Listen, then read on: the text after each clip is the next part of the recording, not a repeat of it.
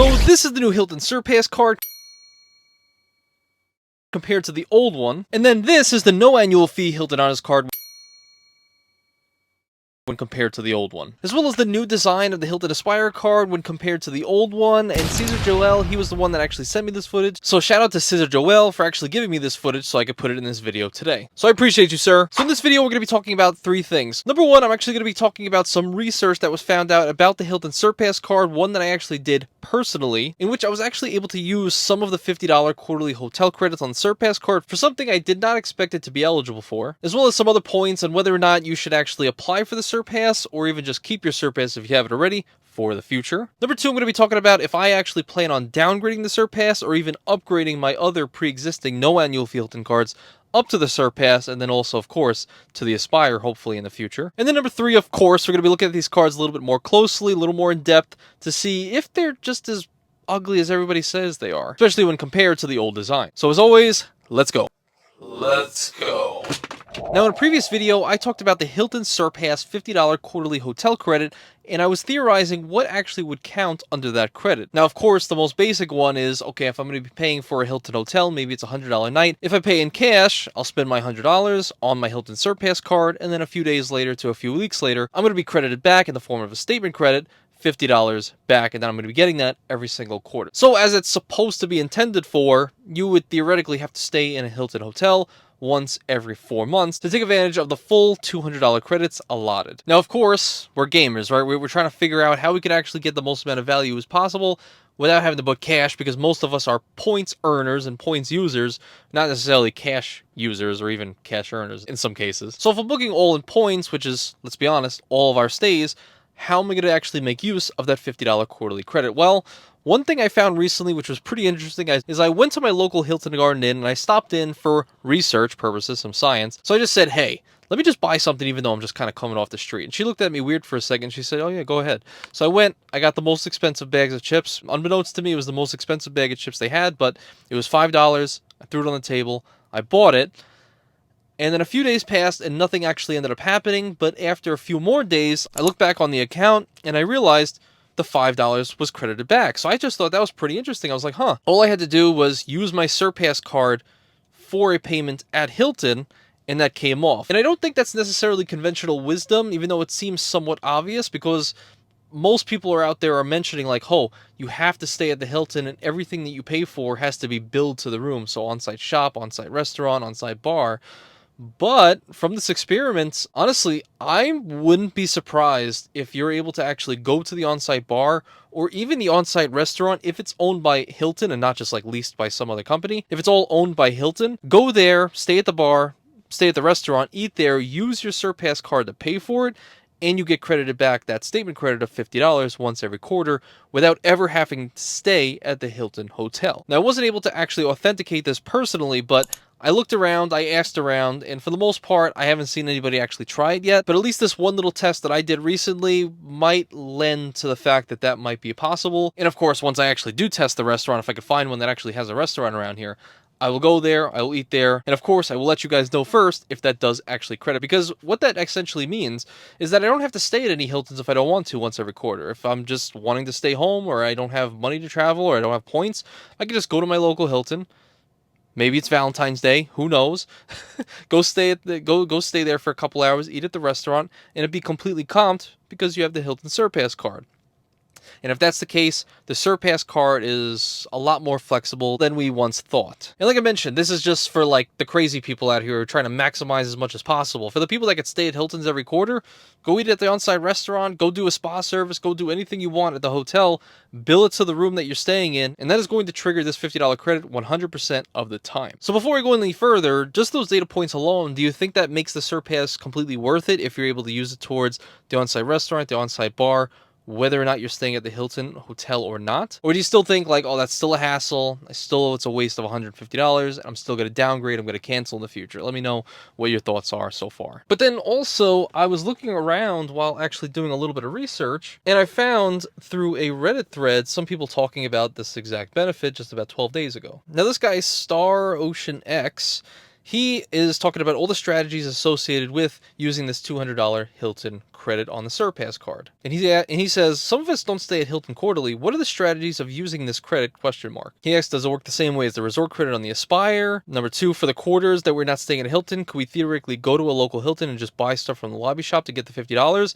from which I've authenticated already? I just went to the on-site local shop that's inside my local Hilton, and it did count, so answer is yes for number two. And number three is the same idea as two, but instead of a shop, perhaps eat dinner at Hilton if a Hilton has a restaurant or bar inside. Which I would say, even though not authenticated, like I said earlier, if it's a leased business, like a leased restaurant from some other company, probably not. If it's all completely owned within the Hilton franchise, it is a Hilton branded restaurant that's in that hotel alone, I would say probably.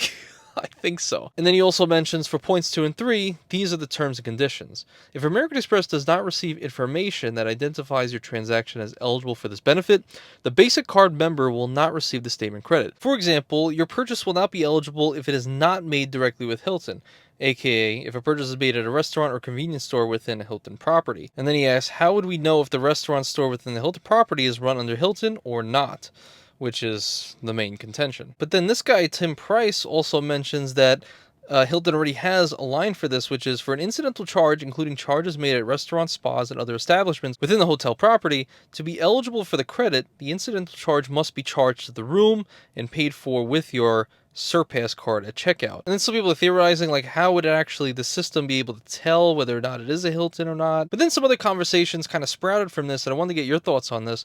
But they asked this guy, CIA Mom 420, great name. They said, why do you even have a Hilton card if you can't stay at a Hilton once per year to offset the annual fee increase? And then DC Pango said, this is what I don't get. If you're not going to stay a single night, there are so many better credit cards out there. Just downgrade the card and move on.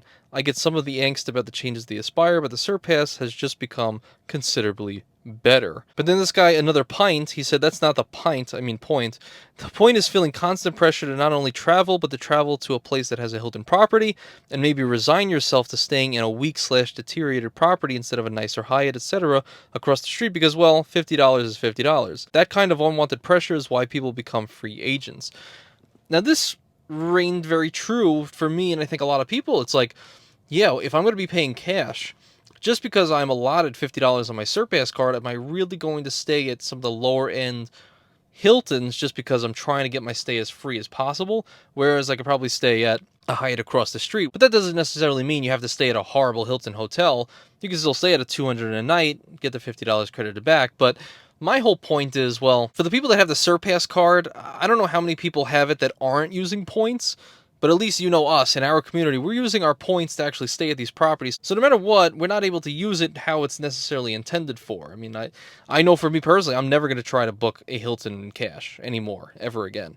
Okay, so even if that just means I have to ditch Hilton and use Hyatt points or use Marriott points, who cares? But what do you guys think about this? Is this like a real pressure move by Hilton to actually have this credit on here to kind of disallow people to use this credit as much as possible? I mean, it seems like that, and it seems like a lot of people on here have this same feeling about this. But then also, remember in my last video, we talked about the Hilton Aspire card. Remember how I theorized kind of like using that flight credit, that $200 yearly flight credit, towards the taxes and fuel surcharges and fees that come along with flights that you're paying with points and miles, because none of us want to actually pay cash for a flight or a hotel for that matter. And it just so happens that a couple days ago I got a message that this guy actually ended up testing my theory, and it ended up being true, at least in this case. So you can see right here, he booked the plane in full points and miles. Taxes, the fuel surcharges, the fees, etc. were all eligible, and they did come off in the form of statement credits via that Hilton Aspire's flight credit just a few days later. Now, is that a total win? Well, no, because as we learned in my last video,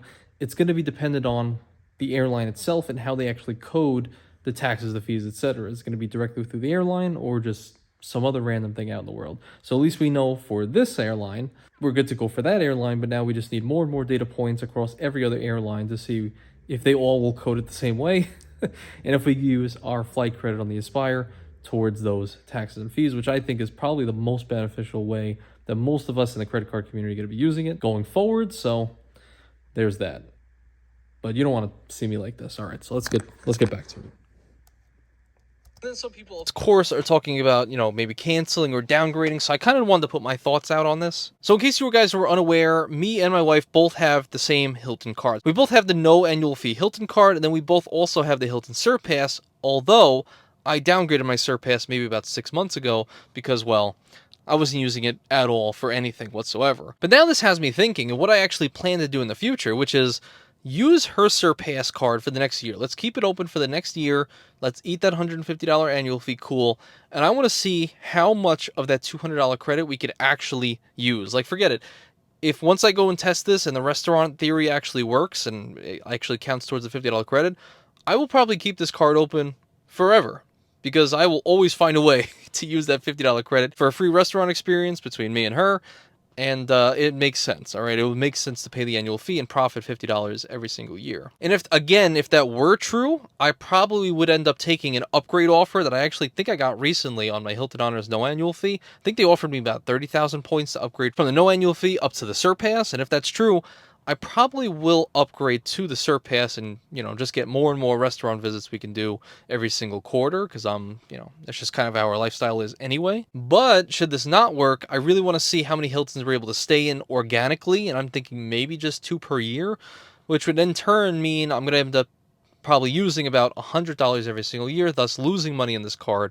So at the end of the year, if I decide that we're not able to use these credits to the best of their ability, it's a hassle, it's annoying, I'm not only going to keep my no annual fee as a no annual fee, I will not upgrade to the Surpass again, but I also will downgrade her Surpass card to the no annual fee, with her consent, of course, to the no annual fee, so this way we're not paying that annual fee whatsoever. And I think going forward, that makes a lot of sense, and of course, we don't want to be losing any money out here. And then even beyond that, of course, the Aspire is still on my list. I still think the Hilton Aspire card is a great value proposition, even just for that free night alone, not even thinking about all the other credits. Will I get it now?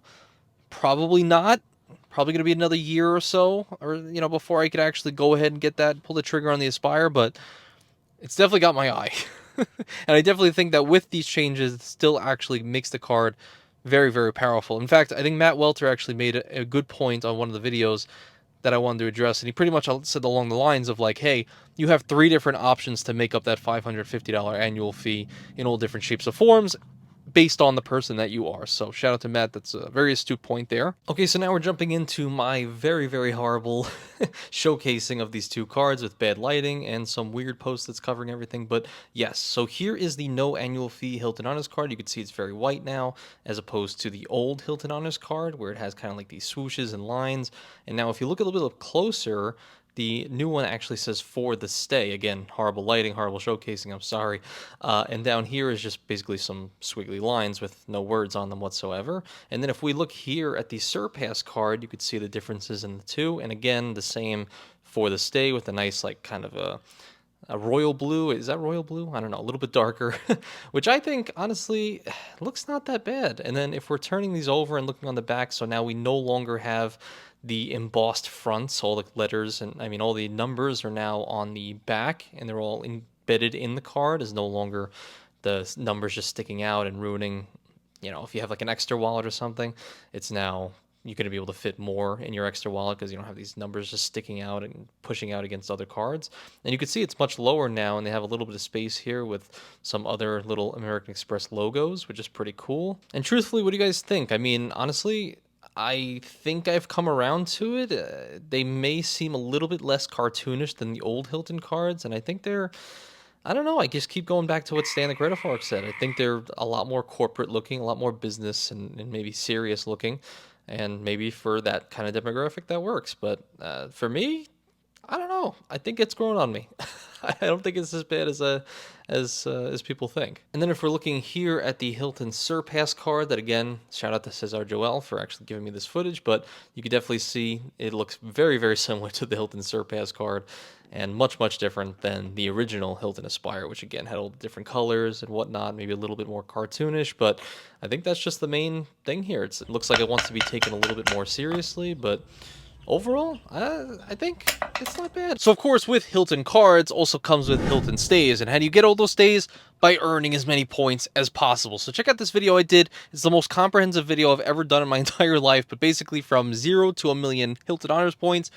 how to earn them, how to use them for the max value, everything you could possibly think of. So I'll see you over there, and I appreciate you guys as always.